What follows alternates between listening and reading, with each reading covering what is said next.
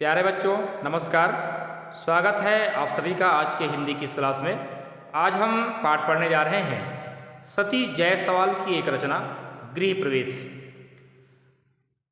इस कविता में मनुष्य के एकाकीपन की पीड़ा को व्यक्त किया गया है कि मनुष्य जब अकेला होता है तो उसके मन में किस प्रकार का दर्द होता है, मनुष्य अपने आप में वह किस प्रकार से असहज महसूस करने लगता है। क्योंकि मनुष्य एक सामाजिक प्राणी है, मनुष्य समाज से अलग नहीं रह सकता। मनुष्य जब अपने घर परिवार में रहता है, परिवार वालों के बीच रहता है, तो परिवार के सभी सदस्यों का स्नेह प्रेम उस व्यक्ति को मिलता है। एक आनंद का वातावरण परिवार में निर्मित होता है।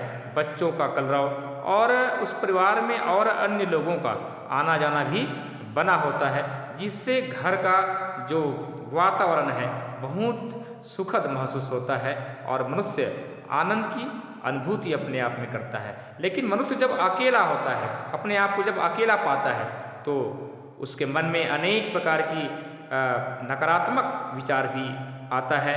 अपने आप में वह अपने आप को हीन समझने लग जाता है। इस प्रकार से वह मनुष्य जो है अकेला होने के कारण असहज महसूस करने लगता है। इन सभी बातों का वर्णन इस कविता में है।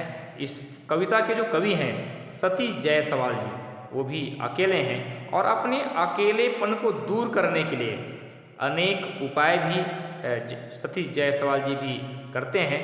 तो अकेला होने के कारण मनुष्य किस प्रकार से हीन बन जाता है और अनेक नकारात्मक विचार उसके मन में आ जाता है, इन सभी बातों का वर्णन इस कविता में है। तो आइए हम पढ़ते हैं सती जायसवाल की रचना गृह प्रवेश। पहले लटकाई मैंने धान की बालियों वाली झालर, दरवाजे की चौखट पर फिर भेजा चिड़ियों को न्योता, गृह प्रवेश का विधिवत। चिड़ियों ने भी न्योते को मान दिया। तो सती जायसवाल जी कहते हैं कि मैंने अपने अकेलेपन को दूर करने के लिए घर के जो दरवाज़ा होता है, दरवाज़ा में जो चौखट लगा होता है, चौखट में ही दरवाज़ा होता है, तो उस चौखट में धान की बालियों वाली झालर लटकाया बोलते हैं। फिर भेजा चिड़ियों को न्योता, गृह प्रवेश का विधिवत। उसके बाद मैंने चिड़ियों को आमंत्रित किया। जिस प्रकार से हम गृह प्रवेश कराते हैं, नया घर बनाते हैं, तो नया घर बनाने के बाद उसमें जब प्रवेश करते हैं तो अपने जो सगे संबंधी होते हैं, रिश्तेदार होते हैं, उन सबको हम आमंत्रित करते हैं। तो विधिवत हम आमंत्रित करते हैं। उसी प्रकार से कवि ने भी चिड़ियों को आमंत्रित करने के लिए क्या किया, घर के जो दरवाजे हैं, जो चौखट है, उसमें धान की बालियों वाली झालर लगा देता है, ताकि उस धान की बालियों को, धान को चुगने के लिए चिड़िया उस घर में प्रवेश करे, जिससे कवि के मन में जो एक हीन भावना है, उस घर में जो एकांकी वातावरण निर्मित हुआ है, वह दूर हो जाए। तो देखिए, अपने एकांकीपन को दूर करने के लिए कवि क्या करता है, घर के दरवाजे के चौखट में धान की बालियों वाली झालर लटकाता है और इस तरह से वह चिड़ियों को आमंत्रित करता है। चिड़ियों ने भी न्योते को मान दिया। कवि के जो आमंत्रण है उसको चिड़ियों ने भी स्वीकार किया, आमंत्रण को स्वीकार किया। आई दाना चुगा और लौट गई बाहर ही बाहर दरवाजे से, वैसे समारोह के बाद जैसे लौटते हैं आमंत्रित अतिथि सभी। तो कवि के आमंत्रण को सभी चिड़ियों ने स्वीकार किया और आने के बाद दाना चुगने लगे। आई दाना चुगा और लौट गई।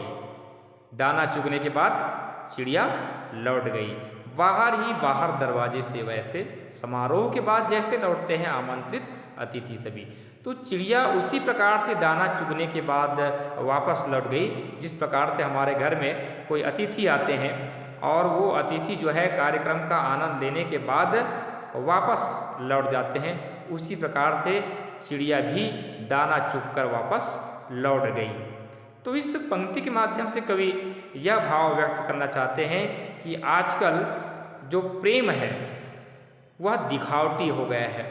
केवल जो हमारी आत्मीयता है वो बनावटी हो गया है। आज मनुष्य अकेला हो गया है और जो आत्मीयता मनुष्य के हृदय में होना चाहिए, एक दूसरे से जो लगाव स्नेह होना चाहिए, वह आज कम होते हुए नजर आ रहा है। इन पंक्तियों के माध्यम से, काव्य के माध्यम से कवि वही कहना चाहता है कि आज जो है मनुष्य का जो लगाव है, जो आत्मीयता है, वह कम हो गया है। जैसे लोग हमारे कार्यक्रम में कोई समारोह में आते हैं और केवल औपचारिकता निभा करके, आनंद लेकर कार्यक्रम का वो लौट जाते हैं। तो चिड़िया भी उसी प्रकार से, जैसे कोई अतिथि हमारे समारोह में आते हैं और वापस लौट जाते हैं, चिड़िया भी दाना चुग कर लौट गई।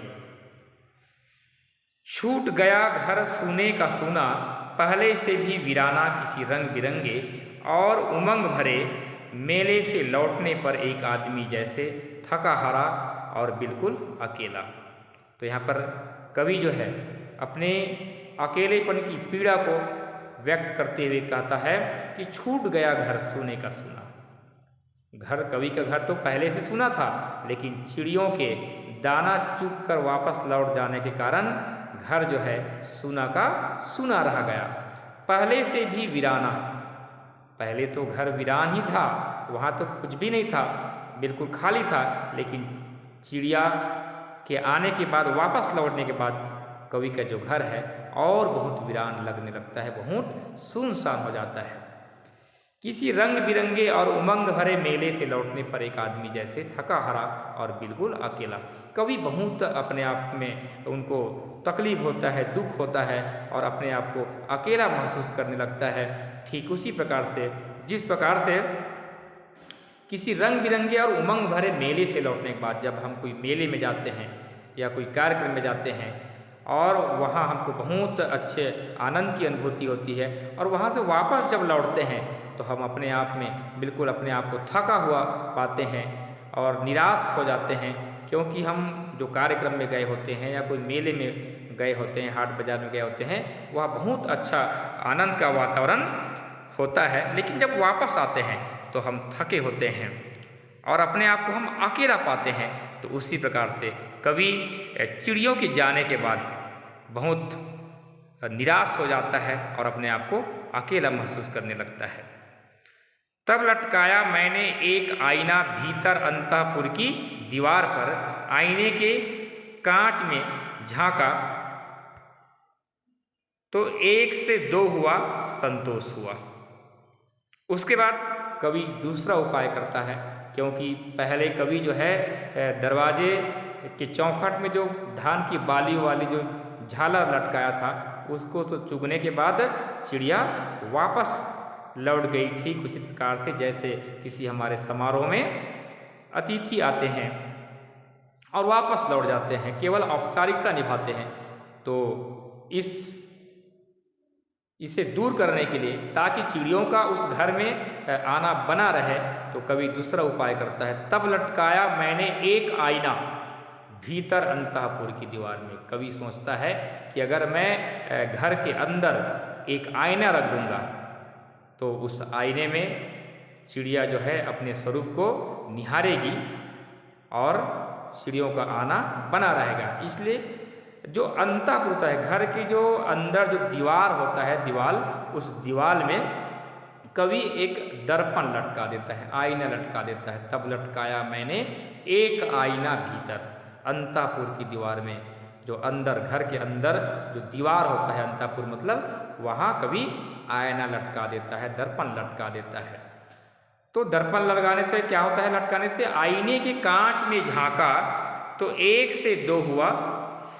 जब कवि दर्पण लगा दिया और अपने स्वरूप को जब निहारता है तो कवि का प्रतिबिंब उस दर्पण में दिखाई देता है, तो कवि को संतोष होता है, अपने आप में अच्छा लगता है कि चलो मैं एक से दो हो गया।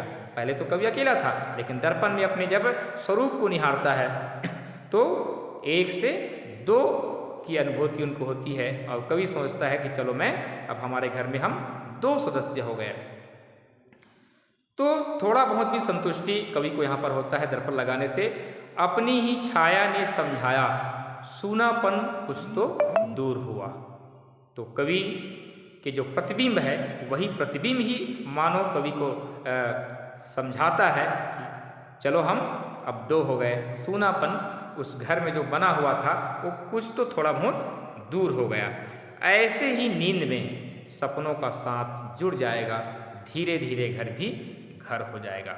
तो ऐसे ही नींद में अब कवि को अच्छा नींद में आने लगा और नींद में कवि सुंदर स्वप्न भी देखता है, सपनों का साथ जुड़ जाएगा, धीरे धीरे घर भी घर हो जाएगा। कवि सुंदर स्वप्न देखता है कि हम अब दो हो गए हैं, अब हमारा जो घर है वो धीरे धीरे घर बन जाएगा। क्योंकि घर हमारा घर कब बनता है? जब उस परिवार में आनंद का वातावरण होता है, उस परिवार में और अन्य सदस्य होते हैं, सबका स्नेह जब उस परिवार में बना होता है तब घर घर कहलाता है। अब तक कवि जो है अपने आप को अकेला महसूस कर रहा था, जो कि अब अपने प्रतिबिंब को देखकर ही वो सपने में ही अपने आप को अच्छा महसूस करने लगा है।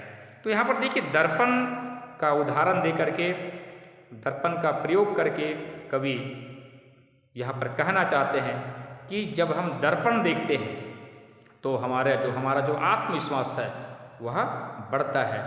जब भी मनुष्य अपने आप को अकेला महसूस करे या कुछ हीन भावना आए तो मनुष्य को दर्पण के पास जाना चाहिए और दर्पण में अपने आप को निहारना चाहिए और अपने अच्छाई को, अपने कमी को झांकने का प्रयास करना चाहिए कि मुझ में क्या कमी है और क्या अच्छाई है। तो दर्पण के पास जाने से, दर्पण में अपने स्वरूप को निहारने से मनुष्य को थोड़ा बहुत भी अच्छा लगता है और उनका आत्मविश्वास बढ़ता है। आगे बढ़ते हैं। सपने में आवाज दे रही थी चिड़िया, जगा रही थी सुबह सवेरे, आईने पर खटखट जैसे खटखटा रही थी घर का दरवाजा। तो जब कवि सुबह उठकर देखता है तो सपने में आवाज दे रही थी चिड़िया। कवि अभी सोया हुआ है तो कवि को ऐसा प्रतीत हो रहा था कि जैसे स्वप्न में ही चिड़िया जो है कवि को आवाज दे रही है। सपने में आवाज दे रही थी चिड़िया, जगा रही थी सुबह सवेरे, कि अब सुबह हो गया और सुबह हो गई, अब उठो। इस प्रकार से मानो चिड़िया जो है कवि को जगा रही है, इस प्रकार से कवि को एहसास होता है। जैसे हमारे घर में अगर कोई और अन्य सदस्य हैं तो हमारे जो माता पिता हैं, भाई बहन हैं या बच्चे हमें सोए हैं तो सुबह उठाते हैं कि अब बहुत देर हो गई है, अब उठ जाओ। उसी तरह मानो कवि को यहाँ चिड़िया जगा रही हो, इस प्रकार से कवि को अनुभूति होती है।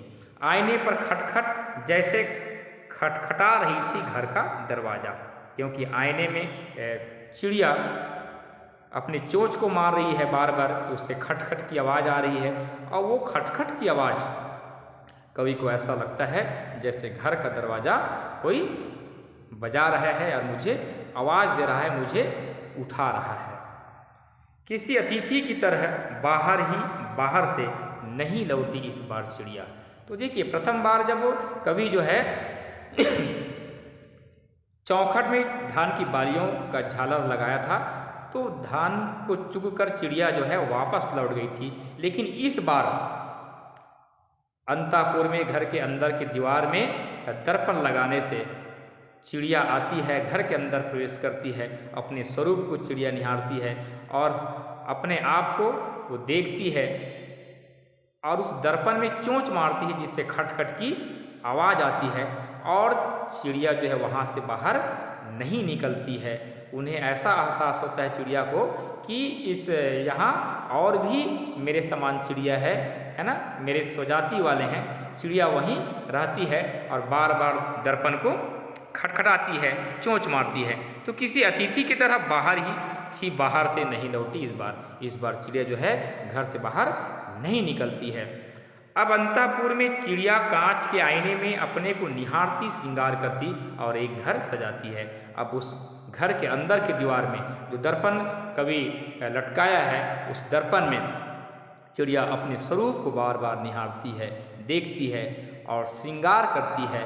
जैसे दर्पण के पास जाकर हम श्रृंगार करते हैं, सजते संवरते हैं, कवि को भी ऐसा अनुभूति होती है कि जैसे चिड़िया भी श्रृंगार कर रही है और एक घर सजाती है। जैसे हमारे घर में गृहिणी होती है और बच्चे होते हैं, वो घर को सजाने का काम करते हैं। तो चिड़ियों के वहाँ आने से, चिड़िया के दर्पण के पास अपने स्वरूप को निहारने से कवि को ऐसा प्रतीत होता है कि जैसे अब मेरा जो घर है, जो सुनसान पड़ा था, जो वीरान पड़ा था, यह घर अब सजने लगा है। तो श्रृंगार करती और एक घर सजाती। घर धीरे धीरे घर भर रहा था। कवि को ऐसा एहसास होने लगा, ऐसा प्रतीत होने लगा कि अब मेरा जो घर है वह घर बन रहा है।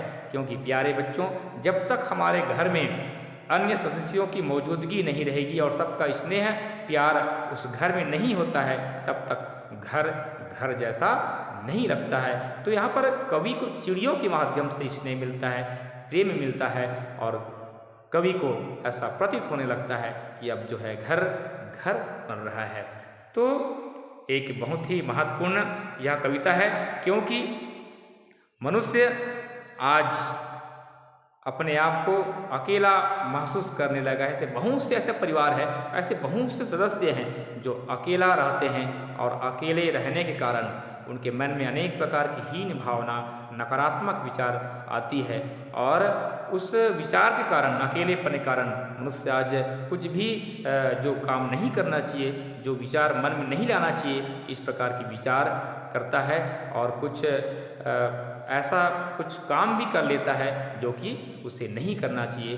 तो ऐसे एकाकीपन को मनुष्य किस प्रकार से दूर करे, ऐसे अनेक उपाय इस कविता के माध्यम से सतीश जायसवाल जी कहते हैं और बताते हैं। इस कविता के माध्यम से यह भाव भी व्यक्त हुआ है कि मनुष्य को अकेला नहीं रहना चाहिए, हमेशा समाज के साथ रहना चाहिए, घर परिवार वालों के साथ रहना चाहिए, ताकि मनुष्य आनंद के साथ, स्नेह के साथ अपना जीवन व्यतीत कर सके।